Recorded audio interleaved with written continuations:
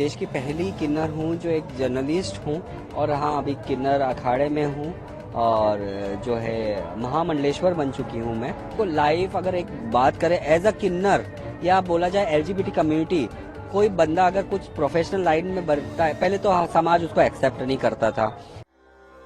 महाकुंभ में अजब गजब लोग और अजब गजब कहानियां देखने को मिल रही हैं। आज हम आपको एक ऐसी प्रेरणादायक कहानी बताने जा रहे हैं जो समाज की धारा से अलग हटकर एक नई राह पर चलने की मिसाल पेश करती है। हम बात कर रहे हैं माता सती नंदगिरी की, जो किन्नर अखाड़े की महामंडलेश्वर हैं। उज्जैन की महाकाल नगरी से जुड़ी यह प्रेरणादायक किन्नर, जिनकी यात्रा न सिर्फ आध्यात्मिक है बल्कि समाज और पेशेवर जीवन के क्षेत्र में भी अपनी पहचान बना चुकी है। माता सती नंदगिरी, जिन्हें पहले एलिजाबाई के नाम से जाना जाता था, किन्नर अखाड़े की महामंडलेश्वर हैं और एक अनोखे पेशेवर जीवन की कहानी पेश करती हैं। वो देश की पहली किन्नर पत्रकार हैं और उनका जीवन बचपन से ही संघर्षों से भरा रहा। समाज ने उन्हें कभी स्वीकार नहीं किया, परिवार ने भी उन्हें अलग कर दिया और समाज की तिरस्कार भरी नजरें उन्हें लगातार परेशान करती रहीं। फिर भी उन्होंने हार नहीं माना और प्रोफेशनल जीवन को अपनाया। एक नए उद्देश्य के साथ जीवन की राह पर आगे बढ़ी। मेरा नाम जो है माता सती नंदगिरी है और पूर्व में मेरा नाम एलिजाबाई से मुझे जाना जाया करता था। मैं उज्जैन से हूँ, महाकाल नगरी से।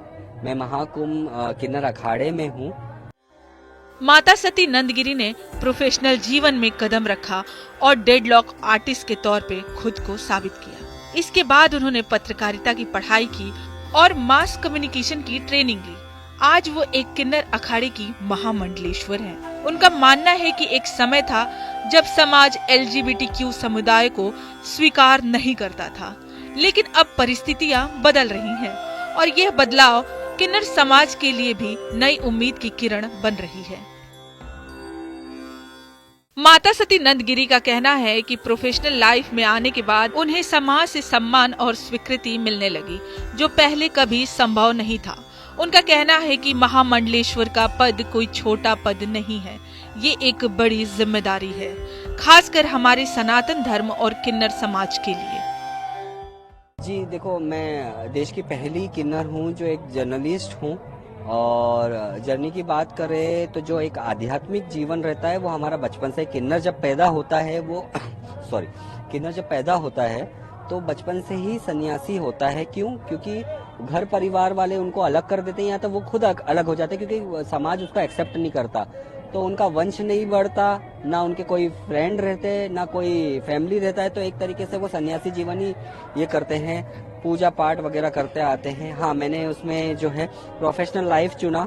मैं एक ड्रेडलॉक आर्टिस्ट भी हूँ, देश की पहली किन्नर जो एक ड्रेडलॉक आर्टिस्ट, जिसने देश में सबसे पहला ड्रेडलॉक एकेडमी स्टार्ट किया 2018 में। उसके बाद मैंने जर्नलिज्म किया, मैं मास कम्युनिकेशन की ट्रेनिंग ली और मुझे जर्नलिस्ट अपॉइंट किया गया। और हाँ, अभी किन्नर अखाड़े में हूँ और जो है महामंडलेश्वर बन चुकी हूँ मैं। माता का एक सपना है कि वह उज्जैन में एक आश्रम खोले, जहां उन्हें किन्नर समुदाय के बच्चों को पालने का मौका मिले, जिन्हें समाज और उनके माता पिता ने अपनाया नहीं। उनका उद्देश्य ये भी है कि हर किन्नर को माता पिता का प्यार मिले, जो उन्हें समाज से बाहर निकालने के बजाय अपनाए। महाकुंभ के बारे में बात करते हुए माता सती नंदगिरी ने कहा कि ये एक दिव्य और भव्य महाकुंभ है, जो 144 साल में एक बार ही लगता है। हर व्यक्ति जो यहाँ आकर माँ गंगा के पवित्र जल में स्नान कर रहा है, वो बेहद भाग्यशाली है, क्योंकि ये अवसर फिर से 144 साल बाद ही मिलेगा। तो लाइफ अगर एक बात करें एज अ किन्नर या बोला जाए एलजीबीटी कम्युनिटी, कोई बंदा अगर कुछ प्रोफेशनल लाइन में बढ़ता है पहले तो समाज उसको एक्सेप्ट नहीं करता था। अब जब हम कोई आम इंसान में कुछ प्रोफेशनल तरीके से कुछ करना चाहें तो बहुत ही दिक्कतें आती हैं। 15-20 साल पहले की बात करूं, जब मेरा एजुकेशन, मैं मुंबई यूनिवर्सिटी से ग्रेजुएट हूं और इंजीनियरिंग की हूं कंप्यूटर फील्ड में। और वो टाइम पे कैसा है, जो लोग रहते थे वो टॉन्ट करने में ज्यादा बिजी रहते थे हम जैसे लोगों की, ये फलाना, ये है, वो है, छक्का मीठा मामू, बहुत सारे ये। अब उस प्रेशर को झेलते हुए हमको एजुकेशन भी करना है, हमको हमारा लाइफ भी देखना है। एक तरीके से हमारा लाइफ जो रहता था वो डिप्रेशन में रहता था, क्योंकि दिन भर के टॉन्ट जो रहते थे वो हम रात में बैठ के सोचते थे, दिमाग में वही चलते रहता था और साथ में पढ़ाई भी करते थे। फिर कहीं ना कहीं ऐसा था कि नहीं, हम जो हमारा जो बधाई वगैरह जो लेते हैं किन्नर, एक जो उनकी जन्म अधिकार है, जो एक वरदान मिला है श्री राम जी से, तो ये तो जन्म अधिकार है, ये तो चलते रहेगा। लेकिन उसके अलावा हटके मुझे कुछ प्रोफेशनल लाइन में करना था कि नहीं, हम भी कुछ कर पाते, हम भी कुछ कर सकते हैं।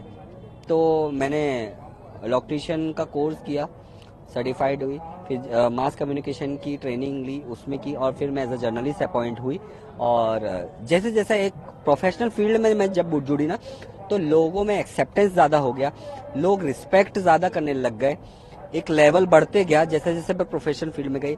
और अब जाके मैं महामंडलेश्वर बनी हूँ, तो वो भी महादेव की कृपा से।